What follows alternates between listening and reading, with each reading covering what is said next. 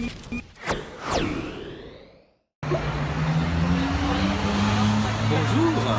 Il y a quelques heures encore, j'étais en vacances en train de profiter des charmes de l'été quand mes petits camarades m'ont appelé pour me dire « Simon, reviens vite, sinon personne n'aura le courage de s'occuper de la tour sombre ». Et donc me revoilà, et bien nous allons parler de la tour sombre dont je suis sorti il y a vraiment très peu de temps. Attendez. Alors ça va mieux. Bon, alors, la tour sombre. La tour sombre réalisée par Nicolas Arcel est donc l'adaptation de la saga littéraire de Stephen King du même titre, qui s'étale sur 7 tomes et on va dire un roman annexe en forme de préquel qui est un petit peu une petite friandise pour ceux qui ont adoré on va dire la quête principale. De quoi ça cause? Ça cause de Roland. Roland est un pistolero, ce qu'on pourrait traduire par un mélange en gros entre cow-boy, chevalier et Jedi, dans un univers, dans le Midworld, au milieu duquel se dresse la tour sombre, gigantesque bâtiment mystique qui innerve, influe et traverse tous les mondes et toutes les dimensions parallèles et dont l'équilibre est une donnée essentielle venant de l'harmonie entre les différents univers. Que se passe-t-il donc dans ce premier film consacré à la tour sombre? Eh bien, Roland va croiser le chemin d'un jeune adolescent, le sympathique Jake Chambers, qui a des visions, qui vit dans notre monde et qui a des visions justement de la fameuse tour sombre et d'un individu curieux nommé l'homme en noir qui lui a voué toute son existence à la destruction de la tour sombre. Alors voilà pour la base. Alors le film était attendu parce que la tour sombre concrètement c'est le grand œuvre de King. C'est un roman qui est entre la fantasy, le fantastique, la science-fiction, qui est à la frontière d'énormément de genres, qui est gigantesque, qui est d'une ampleur incroyable, qui a un petit peu l'ambition en gros de proposer un récit matriciel d'heroic fantasy à la littérature américaine, mais dont l'origine esthétique ne serait plus, on va dire, la mythologie nord-européenne, mais bien une mythologie basée sur la pop culture occidentale et anglo-saxonne en particulier. Donc un gros challenge littéraire que King relève avec un brio absolument incroyable. On est dans quelque chose qui va du côté du méta, de l'intertextualité, vraiment de la chanson de geste épique. C'est un très grand texte. Donc forcément on était à la fois curieux et un petit peu angoissé de le voir adapté. Curieux parce que déjà c'est un projet fascinant, c'est un projet très ambitieux, et aussi parce que on va dire c'est la bonne époque pour tenter un truc pareil, parce que les studios cherchent des franchises, cherchent des univers étendus, et que le monde de la tour sombre se prête parfaitement à ce type de, on va dire, de démarche industrielle. Inquiet parce que tout simplement un film qui adapte un texte comme ça fait face à un gros problème. On a une époque où rarement le divertissement grand public aura été aussi calibré, aussi industrieux, aussi maîtrisé, aussi hygiénique, on va dire. Or, la tour sombre, c'est un texte qui est particulièrement cruel, qui est très dur, qui est par endroits très désespéré, qui est retors et qui surtout s'ouvre sur un premier tome et même sur, on va dire, plusieurs centaines de pages, si on continue, vraiment sur un premier mouvement dans le texte qui est d'une dureté terrible, vraiment terrible. Donc on se demandait un petit peu comment est-ce qu'ils allaient bien faire pour adapter ça, a fortiori dans un film qui ne dure que 90 minutes. Alors comment est-ce qu'ils ont fait? Mal, très mal, hein. C'est atroce. Très concrètement, d'un strict point de vue d'adaptation, non seulement ça n'est pas fidèle du tout, vous n'allez pas du tout retrouver les événements, les personnages, la psychologie ou on va dire la structure des romans, ça a oublié, ce qui vous est raconté n'a strictement rien à voir, mais après ça pourrait ne pas être un problème, c'est-à-dire que pour faire une bonne adaptation, souvent il faut trahir, parce qu'on ne raconte pas la même chose d'un médium à l'autre. Mais le souci c'est que le film ne raconte rien du tout. En 1h30 déjà, il y a très peu de temps pour établir l'univers, mais au-delà de ça, les personnages sont sous-écrits, on a beaucoup de mal à voir quelle est la direction que cherche à emprunter le film, c'est-à-dire que c'est pas très spectaculaire, on a des décors qui sont très génériques, qui vont du grand espace naturel américain, qu'on a vu 200 fois et qui est à peine un petit peu transformé pour les besoins esthétiques du long métrage. On est dans des intérieurs qui donnent l'impression que tout ça a été tourné en studio ou sur le parking d'une major. Enfin, c'est vraiment embarrassant de ce point de vue-là. L'univers est totalement sous-exploité. En gros, la dimension parallèle qu'on découvre est une espèce de décharge à ciel ouvert avec des gros guns. Ça n'a aucun intérêt à ce niveau-là. Le récit raconte quand même très peu de choses, et en plus de raconter peu de choses, il clôt à peu près toutes les intrigues qu'il ouvre. Or, a priori, donc c'est quand même un film qui est censé nous amener ensuite à une série, puis à d'autres longs métrages. Très sincèrement, avec ce qu'il nous donne là, il n'y a rien à raconter. Il n'y a plus rien à raconter. Alors ça, forcément, ça va faire bondir les fans de King qui se disent mais pourtant c'est tellement riche. Oui, bah dites-vous bien que ils ont beaucoup dégraissé l'univers. Quand on aime ces romans, c'est très douloureux. Mais voilà, mais ce qui vient remplacer, on va dire, le substrat de King n'a aucun intérêt. Aucun. C'est un ennui mortel. Ça quand même, ça réussit l'exploit de donner le sentiment de durer 3 heures alors que ça dure à peine 1h30. C'est pas beau. Les effets spéciaux sont... et pourtant il n'y en a pas beaucoup, mais sont vraiment assez embarrassants. Les monstres, on a l'impression que ça sort d'un espèce de DTV affreux fait à la va-vite. Les quelques cascades qu'il y a sentent le numérique très fort. Et surtout, il n'y a que 2 toutes petites scènes d'action dans le film. Nous laissons passer la marée chaussée. Il n'y a que 2 toutes petites scènes d'action dans le film et je n'y trouve aucune idée. J'y vois rien de spécial. C'est 2 espèces de fusillades très génériques, telles qu'on en a vu encore une fois un énorme paquet. Ça n'a vraiment aucun intérêt.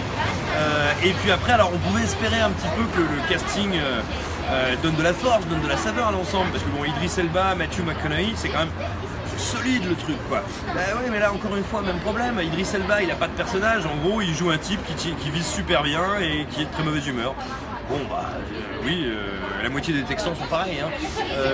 Matthew McConaughey, comme il n'est pas dirigé, bah, il fait du Matthew McConaughey, il surjoue son accent traînant du sud, il nous dit à quel point il est méchant, démoniaque, mais alors quelles sont ses motivations, quels sont ses trucs. C'est bizarre, le film a l'air d'avoir 40 ans de retard, c'est-à-dire qu'on nous décrit un antagoniste qui veut détruire le monde, mais alors pourquoi il veut détruire le monde, pour quelle raison, pour quel machin, on n'en saura jamais rien. C'est assez étrange. Donc voilà, le film est un ratage à peu près intégral. Moi je vois strictement rien à sauver. C'est pas spectaculaire, ça n'est pas beau, ça n'est pas intéressant, ça n'est jamais intriguant. Or s'il y a bien un univers qui soulève énormément de questions, qui va trifouiller vraiment dans les fins fonds de notre inconscient, c'est bien celui de La Tour Sombre. Donc moi je suis un peu ébahi par la pauvreté du film, c'est vraiment le néant. Moi jusqu'ici je pense que c'est le pire blockbuster que j'ai vu cet été de très loin. Et pourtant Valérian avait déjà placé la barre assez haut dans la catégorie cauchemar pelliculé. Bon, voilà. Passons à autre chose parce qu'aujourd'hui il y a un autre film qui sort aussi et c'est Bibi l'a vu pour écran large. C'est Annabelle 2 alias Annabelle Création, qui est donc un préquel de Annabelle qui était lui-même un spin-off de Conjuring. Alors juste pour refaire un peu le point, il se passe un truc assez curieux, assez intéressant et assez on va dire fort commercialement. J'ai l'impression moi que Warner avec le Conjuringverse est en train de réussir ce que la Fox n'a pour l'instant pas réussi avec son Dark Universe et avec la Fox, excusez-moi, Universal n'a pas réussi avec ses Universal Monsters. C'est-à-dire que l'idée en gros de faire une franchise, de faire un monde étendu horrifique, parce que tout simplement, là à l'heure où on parle, l'univers Conjuring c'est déjà 7 films. 2 Conjuring qui sont sortis, un 3e qui est en production, plus 2 Annabelle, plus The Nun, le spin-off consacré à la nonne qu'on voit qui est la grande méchante, le 2e, et enfin un autre spin-off consacré au Crooked Man, l'espèce d'entité dégingandée et complètement désarticulée qu'on voit également dans Conjuring 2. Donc voilà, en 4-5 ans, on en est à 7 films tournés, en production ou sortis, c'est énorme.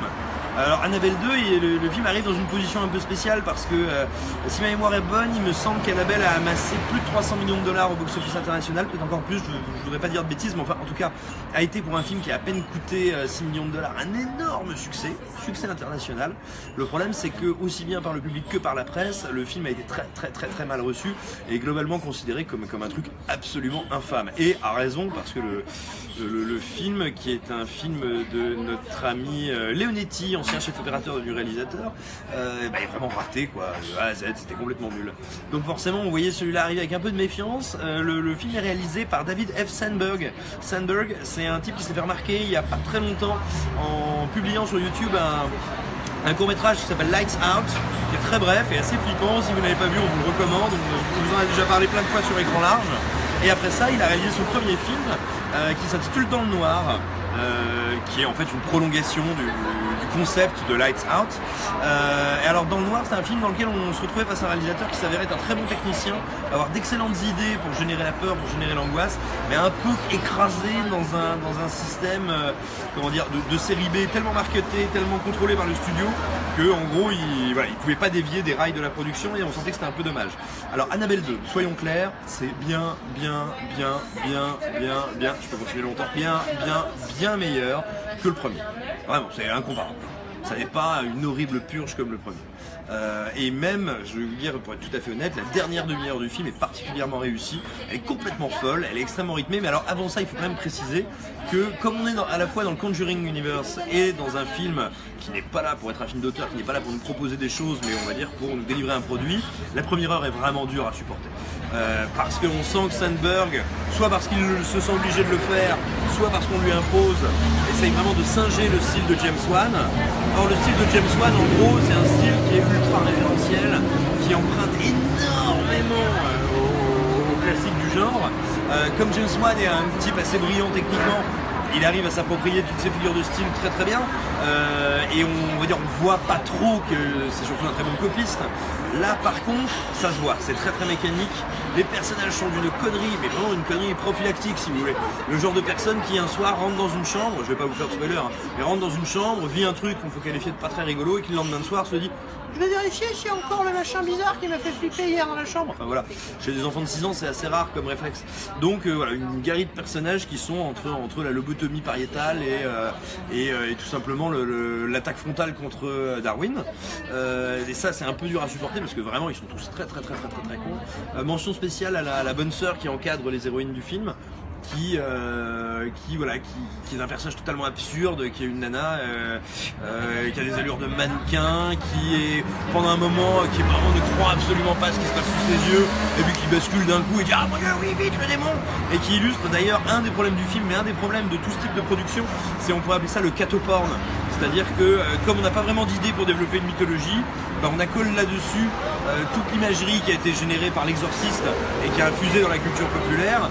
Le problème c'est que là où un film comme l'exorciste se posait les questions du religieux, du spirituel, de leur sens et de ce que ça voulait dire de confronter des prêtres exorcistes à une famille d'artistes hollywoodiens et commence à créer un clash humain, esthétique, cinématographique très puissant. On était à l'époque du Nouvel Hollywood, 1973, et là ça n'a aucun sens. On a des croix partout à l'écran, tout le monde invoque Jésus, mais ça ne rime jamais à rien, et du coup ça prend beaucoup de temps, ça vocifère beaucoup, ça se la joue très cateau en carton pour pas grand chose. Ça c'est un truc assez gênant parce que ça prend vraiment de la place dans le film. Après ça, voilà, cette volonté de copier l'installation très mécanique du récit. Vous savez que la première heure, c'est franchement un peu de la torture, donc vous pouvez roupiller. Si vous y allez en sortant d'un gros repas de famille, c'est pas grave. Le tout, c'est de vous réveiller pour la dernière demi-heure, qui elle est vraiment très réussie, parce qu'en fait, ce bon David Sandberg, il manque pas d'idées. C'est-à-dire qu'il va s'amuser très souvent à étirer, transformer, tordre ses idées. Ces séquences horrifiques, en général, il les fait durer le plus longtemps possible et ça marche très bien. Et ça lui permet, en fait, au bout de 45-50 minutes de film, de dégager la mythologie qui était installée jusque-là, la mythologie débile autour d'Annabelle qui n'a aucun intérêt. Bon il la dégage à coups de pied, au bout d'un moment sa poupée il s'en tape, et justement ça va lui permettre de proposer autre chose et de transformer son film vraiment en espèce de roller coaster de maison hantée qui va à un rythme complètement dingue, avec plein de créatures différentes, super soit intéressantes, soit amusantes, soit vraiment gênantes. Il y a notamment une petite fille, on va dire croquante à souhait, qui devrait vous faire passer un bon petit quart d'heure. Voilà, donc le film est pas terrible, le film est pas fou. Il est néanmoins très supérieur au précédent, et voilà, toute sa dernière grande montée d'adrénaline recèle beaucoup de jolies idées. Donc si en gros pour vous un film d'horreur c'est It Follows ou rien, vous pouvez passer votre chemin. Si par contre vous voulez un peu de frisson correctement calibré pour se détendre un peu dans l'été, ça fera le job. Voilà, écoutez, que vous dire de plus, sinon que moi je vais retourner en vacances, vous laisser tranquille avec tout le reste de l'équipe, qu'on pense bien à vous, que vous êtes libre de commenter, de liker, de partager, de nous dire ce que vous pensez de ces vidéos ou de ce que vous n'en pensez pas. On vous embrasse bien fort et on vous dit à bientôt.